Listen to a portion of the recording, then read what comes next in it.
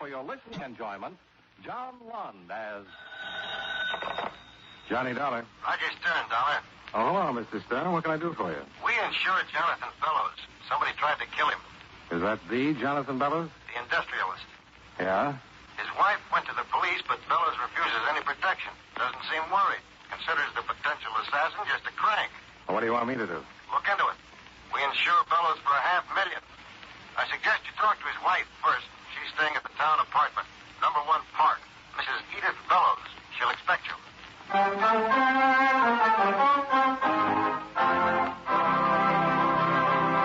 Right now, I'd like to take a few minutes of your time to pass on a thought which, incidentally, concerns time. According to the Bible, to everything there is a season and a time to every purpose under the heaven. We all agree on that, I'm sure. And we'll also agree that the regulation of time also depends on the seasons. For example, did it ever occur to you who decided where our 4 time zones in America should be exactly? Well, back maybe 75 years ago, there were about 150 different time zones which were set up according to the whim of the local inhabitant. Most of the time was called sun time, and there could be 15 minutes difference between the clocks of 2 towns only 10 miles apart. So, to get rid of the confusion, the Interstate Commerce Commission was established. It divided the United States into 4 standard time zones so that railroads, planes, buses, and the mail could run on schedule. Of course, if a city wants to go on daylight saving time during the summer, that's a decision which is made locally. The standard time remains the same everywhere else. But setting the nation's clocks isn't the only job of the Interstate Commerce Commission, however. It also makes rules and regulations for the various means of transportation which go from one state to another. It sees that railroads, truck lines, barges, and boats operate safely, charge reasonable rates, and give good, dependable service. It also protects trucks and bus drivers from working such long hours that they might fall asleep while they're driving. The Commission also demands that trains, engines, and machines have safety and stop devices. It is, in itself, a safety device to assure every one of us freedom from danger as we travel about our country.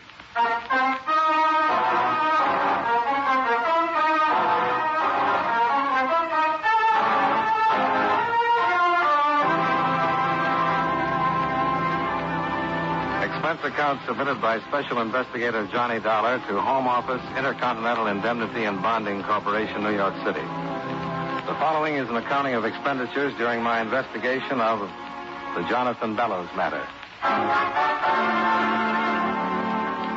Expense account item 1, $29.65.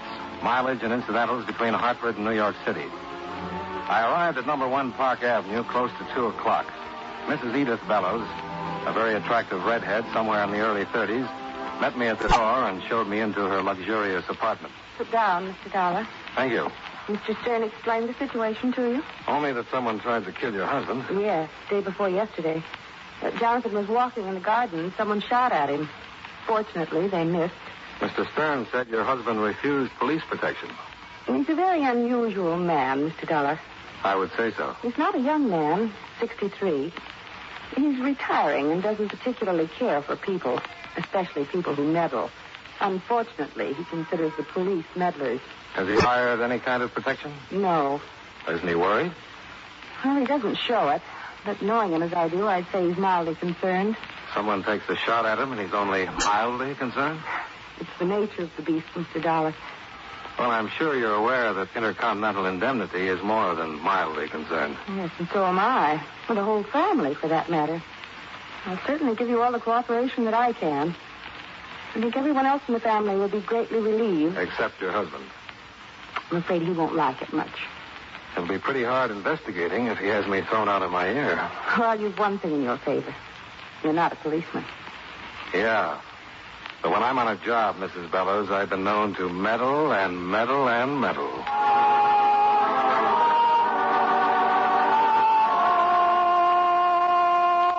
We talked some more about Jonathan Bellows. Mrs. Bellows had married him 8 years before, taking her place as number 3 in his collection of wives. Her predecessors had retired to lives of leisure on their alimony. Bellows had one son, Ralph, by his first marriage, now 23 years old. Around 3 o'clock, we went downstairs and climbed into a bright new station wagon. An hour later, we were driving up a long circular driveway that led to the Bellows mansion. We parked and went in. Jonathan's probably in the library. Hi. Oh, hello. Mr. Dollar, this is Ralph Bellows. Oh, how do you do? How do you do? The insurance man? Yes. Everyone know about this? Well, everyone except... Your husband. Yes. He's in the library with Professor Wilt. Going to blow a fuse. Going to be funny, huh? Well, in a way, yes. You might not get much of a laugh out of it. Uh-huh. Ralph, that's not very considerate. Well, it's the truth, and you know it. The old man's going to take off like a skyrocket. And I personally think it's very funny. I'm not being vindictive. I'm just being honest. Look, Mr. Dollar, I haven't anything against you. I don't even know you, but my father's a tough, bigoted, unreasonable old man, and I've had to put up with it all my life. Ralph. Well, it's the truth. 99% of the time, he gets his own way, but when he doesn't, he creates the most magnificent explosion you've ever seen. Gloatingly, I am proud to say that I have been responsible on several occasions for lighting the fuse. Do you own a gun? Oh, don't be ridiculous. I didn't take that shot at him. Oh, no, of course not. Ralph's just as concerned as the rest of us. Ralph, I think we'd better... Yes, certainly. Can you take it, Mr. Dollar? That's why I'm here. Then allow me to escort you to the library, huh? You're spoiled, Ralph. Rotten. Who is it? The Atomic Energy Commission. What? You have visitors. What did you say about the atomic... Oh, he's just being silly. Hello, Professor. No, how are you, Edith? Beaten him 3 straight games. Who's that with you? Oh, this is Mr. Dollar, dear. He's going to find out who took that shot at you. What? Now, John, he's an insurance man. Insurance man? I'll just sit over here. I'm with Intercontinental Indemnity. What are you doing here? Who sent for you? Now, John, be reasonable. I want to know who in blazes... John, I don't get it. You stay out of this. Young man, who told you? I was retained by Mr. Stern. I didn't tell Stern to send anyone over here to meddle in my affairs. I brought him here. You did? Why? Because we're all worried. Edith, we've discussed this whole thing. Jonathan, if you don't take it easy... Shut up. Get out of here, Mr. Dollar. Get out. Jonathan, please. Are you going to get out of here? Possibly. But stop looking like you're going to throw me out. Young man, just let me tell you. No, I've got a better idea. Sit down. What? Sit down. Why, you young... Now, sit down. Ralph, be still. I've got something to say, and you're going to hear me out. Look here, Mr. Dollar. You've got no right. Who are you? Professor Wilt, Johnny Dollar. Okay, Professor. I'm going to say what I've got to say, whether you think I've got any right to or not. If you want to listen, you're welcome. Well, thank you. Young man, if you have something to say it and get out. Then I'll place a call to your company and see that you're immediately discharged. You're due for a big shock. I don't know how interested you are in maintaining your insurance policy, but if this attempt on your life isn't investigated, you're not going to have a policy. Are you finished? No, that's not what I wanted to say. It's this. I've never met you before. I don't know you, and I don't want to. You're a big man in your field, but that doesn't entitle you to be rude to me. Now I'll go. But if you ever try throwing your weight around again, I'll turn you over my knee and make up for the spankings you must have missed a long time ago. I'm sorry, Mrs. Bellows. It's pretty obvious your husband doesn't care how much his family worries about him. Now, if you'll let me call a cab, I'll get out of here. Mr. Dollar. Yeah? Would you stay a moment? No. Confounded young man, now who's being rude? Compared to you, I'm still in the bush leagues. Would you please stay for a moment? I'd like very much to talk to you. Please. Mr. Dollar. You'll be miserable. And you keep your mouth shut, Ralph. Yes, Father. Well, Mr. Dollar. Okay. If you excuse us, I'd like to be alone with Mr. Dollar. Certainly, dear. We'll finish the game later, Professor. Of course. And I want to see you later, Ralph. Of course. Sit down, Mr. Dollar. Let's keep it this way. I'm still a little nervous. How much do you know about this shooting? Only that someone tried it on you.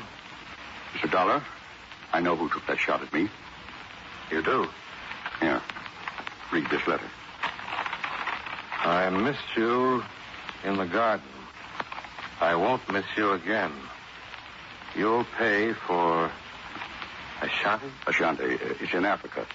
30 years ago, I was in the mining business. I had a partner, Frank Victor. We didn't get along, and there was an argument one day in the mine. It was quite a scrap, and there was a cave in. I got out. Frank didn't. There was an investigation, and I was cleared. Why are you telling me this? Because I've decided to trust you. I'm not particularly fond of you, but I believe that you can get things done. I'm working for the insurance company, Mr. Bellows. Certainly, but as I'm sure you must have gathered, this sort of thing can create some very unfavorable publicity. Do you think this Frank Victor is alive? He must be. I've never told anyone of this incident. Well, there were certainly other people involved when it happened. Yes, but no one who was out to get me. Why would anyone else but Frank Victor want to kill me?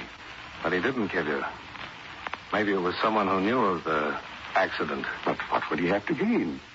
Blackmail, maybe? I told you it was an accident. Sure.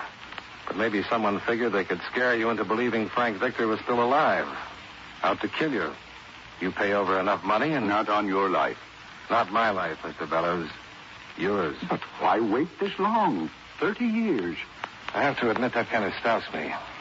You've been a big man in the business world for a long time. Nobody would ever have any trouble locating you. What do you intend doing first? Going back to New York? Why? Oh, lots of little things. Mr. Dollar, as long as I have taken you into my confidence... Mr. Bellows, someone took a shot at you. It might happen again and you might be dead. Now, if you want me to prevent something like that, you'll just have to trust me. My wife drove you here? Yes? Then you need a car. Take the station wagon. Well, now, When do you think you'll be returning? Probably tomorrow. Well, you can stay at the town apartment. I want to be in touch with you. You might just as well take advantage of the empty apartment at number 1, Park Avenue. Yes, I know. I'll see you tomorrow.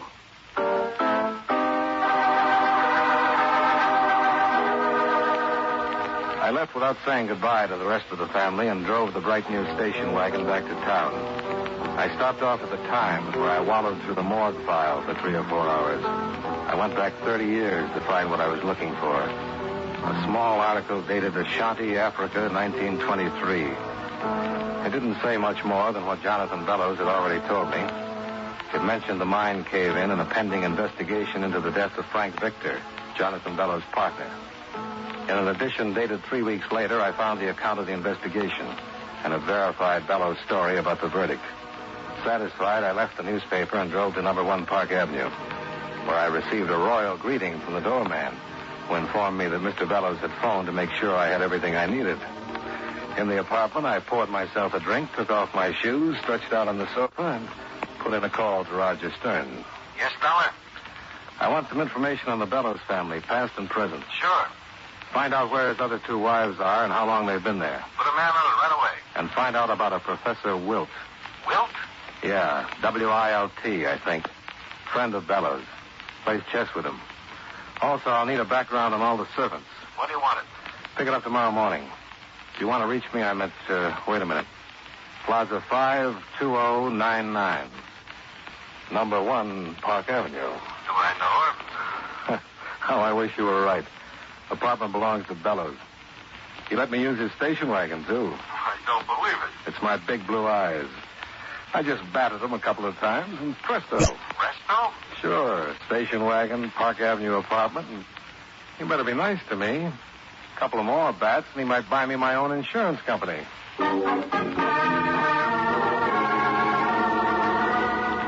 Expense account item 2, $7.50, dinner. After which I returned to the apartment and considered making a few calls that might relieve a lonely evening. I referred to my meager list of availables and was just about to try my luck when the phone rang. Johnny Dollar. Mr. Dollar? Yeah? This is Mr. Bellows. I'd like you to fix something up for me. I was just trying to do the same for myself. I'd like you to go to 955 East 108th Street and pick up Yes, Mr. Bellows? Pick up a package for me. Bring it right out. Sure. Is anything wrong? Mr. Bellows? Nothing's wrong, Mr. Dollar.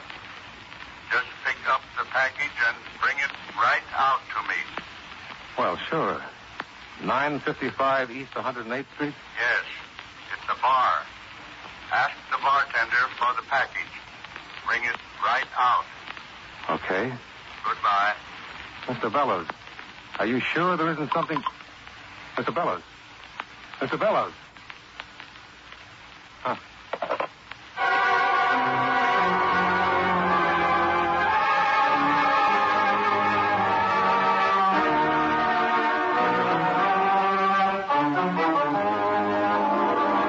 And now, with our star, John Lund, we bring you the second act of Yours Truly, Johnny Dollar.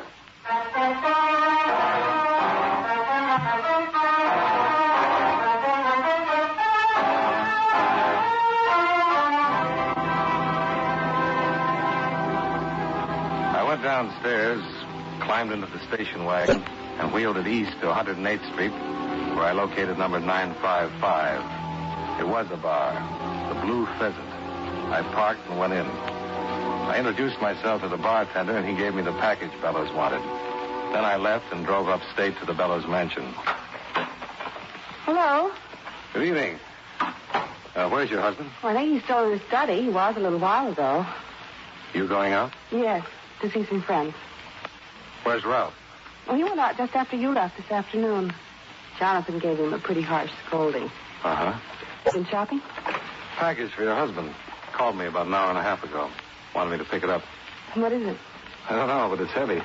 Well, I'll see you later, Mr. Dollar. Mrs. Bellows, Yes? your husband's a healthy man, isn't he? Well, yes, of course. Why? Well, when I talked to him on the phone, he sounded, well, What? I don't know. It was strange. I just said goodbye to him. He seemed fine. He played chess with the professor until about 7. I saw him right after that. He seemed fine then. There's nothing the matter with my husband, Mr. Dollar. Huh. He's in the library, huh? Yes. Now, have a good time. Oh, thank you. Goodbye.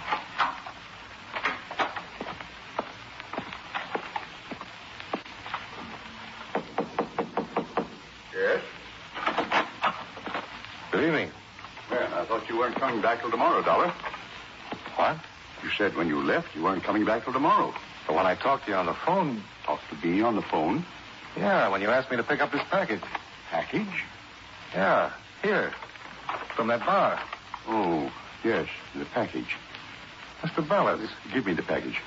what's wrong with you? Nothing's wrong. Just give me the package. It's very important. I've got to open it. Okay. You're sure you're all right? Mr. Bellows.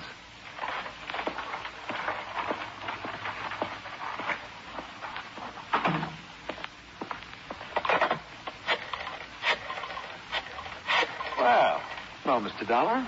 Oh, Ralph. Thought you'd gone out. Ah, just got in. I was just calling a company doctor. Doctor? I think there's something wrong with your father. What do you mean? He called me about an hour and a half ago. Told me to pick up a package. I just brought it in to him, and he acted like he never even phoned me. Well, maybe he didn't. Maybe someone else. But when he saw the package, he seemed to know all about it. It was odd.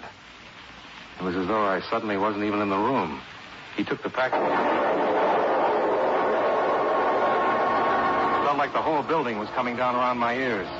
Ralph and I were thrown back against the wall. And by the time we got up, the library was a smoking black hole. Dad! Jonathan Bellows had been blown to kingdom come.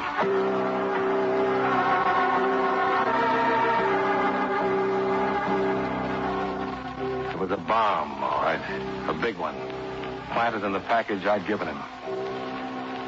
I called the police, and Ralph located Mrs. Bellows. Then I jumped back into the station wagon and doubled the speed limit getting back to town. The police would be busy enough until I got back. I wanted to get hold of that bartender who had given me the package. By the time I got to the Blue Pheasant, it was pretty well filled with customers. But the bartender I was looking for wasn't in sight. Yeah, what'll it be? Where's the bartender who was working here earlier? He gets off at 8. Where does he live? Why? I'm collecting addresses. Now, where does he live? You collect addresses. I collect wise guys. Beat it. Look, friend, that bartender is mixed up in a killing. What? Murder. He's a bad boy. Now, you want to give me his address, or do I make a call and flood this place with cops? Murder? You know, when someone dies the hard way and society frowns. Now, come on. What's his name? Where does he live? Earl Phillips. 588 East 157th Street. Thanks. You've been just wonderful. Well, look, I didn't know it was anything like murder.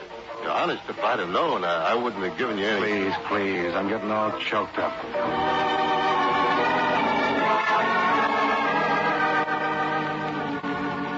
I drove across town to 157th Street and found 588 East, a big apartment house. Earl Phillips was registered in 405. I gave him a few minutes while I knocked my knuckles loose, then went and dug up the landlady to have her open the door. Oh, she was a dream. About 4 years older than Grant's tomb, with a gin disposition that would make a lost weekend seem like a Miami vacation. The type that should never have been dug up. Now, look, honey, I got cleaning to do. Look, sweetheart. Sweetheart. An expression of fondness. Look, Buster, don't give me no words longer than one syllable. Cop. You cops got badges. Here.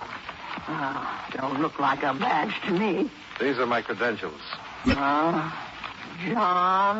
Johnny. I should have brought my glasses. Johnny Dollar, insurance investigator. Insurance? Now, let me explain, madam. I work with the police. I don't sell policies. I'm an investigator. I investigate things. Yeah. Well, suppose you tell me what you're investigating. Murder. Murder? Mr. Phillips? With the door open, we'll both know so much. Oh, okay.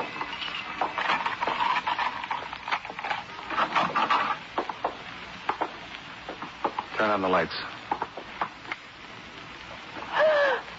Oh, my landscape. Yeah, mine too. Is he? He sure is. Still warm. I'm not interested. I need a drink. Did you see him come in? No. You see anybody else come in? I've been in my apartment all afternoon. I'm going right back there. Come here. Do I have to? What's in there? Where? Another room. The bedroom. What are we whispering for? And the other rooms. Why? Answer me. Bathroom. Fire escape. Huh? Where is it? Oh, end of the hall. Please, Mac, what are we whispering for? There's some blood leading to that bedroom. Take it easy. Go downstairs and call the police. Go down to the police and call stairs. No. Call the 15th precinct. It's closer. I got it. Goodbye. 15th precinct. 15th precinct. Yes. Ernie Phillips, the bartender who'd given me the package with the bomb in it, had been stabbed to death. There were several drops of blood leading to the bedroom door. There was a good chance the killer had been surprised and couldn't get out. I went to the door and tried it as quietly as I could. It gave, and I kicked it open. He was standing right by the door, and he had a knife. Drop it. No.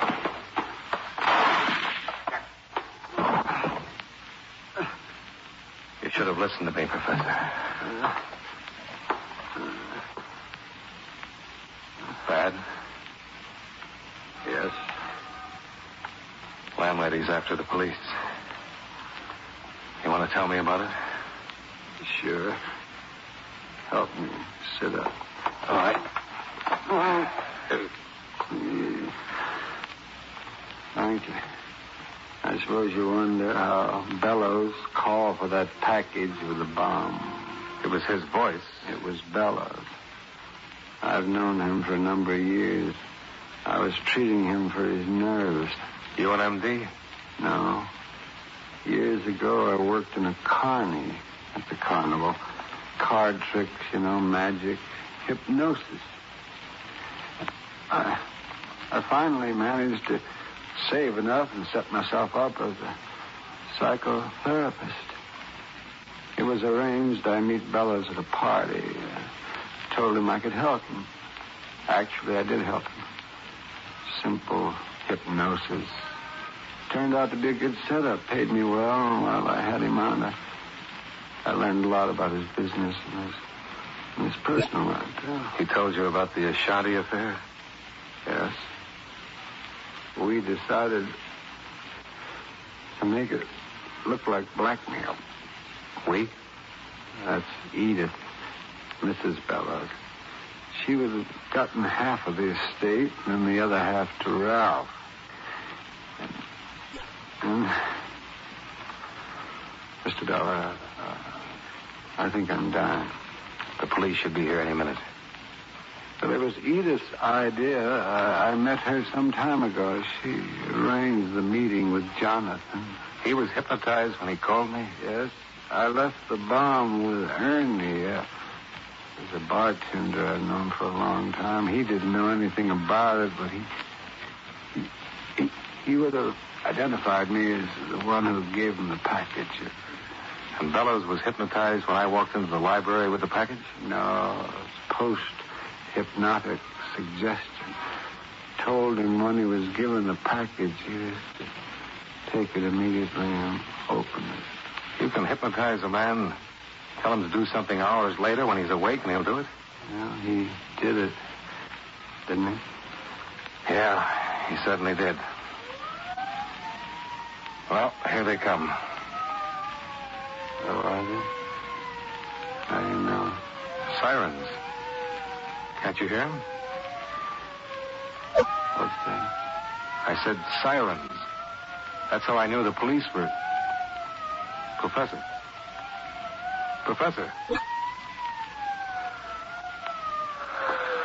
Well, you wouldn't have liked the sound anyway.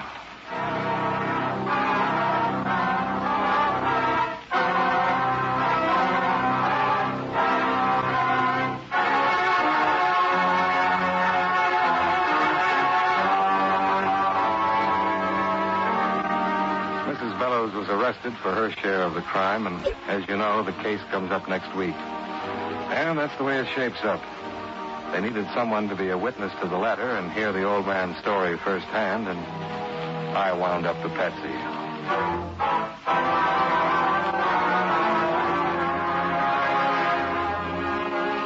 Expense account item 3, $141.80. Hotel and incidentals while I stayed in town tying up the ends for the law. Item 4, $29.65. Mileage and incidentals between New York and Hartford. Expense account total, $208.60. Yours truly, Johnny Dollar.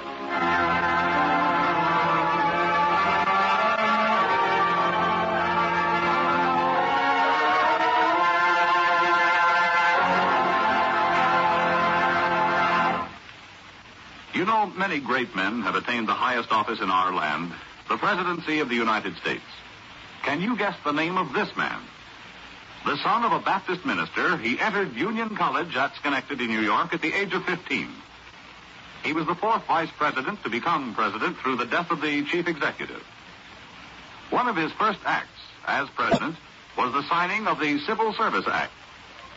The territory of Alaska was organized during his administration, and standard time was adopted throughout the country. If you don't know his name by now, here are 2 more clues. While he was president, the American Federation of Labor was organized, and the Brooklyn Bridge was completed. Who was he? Chester Allen Arthur.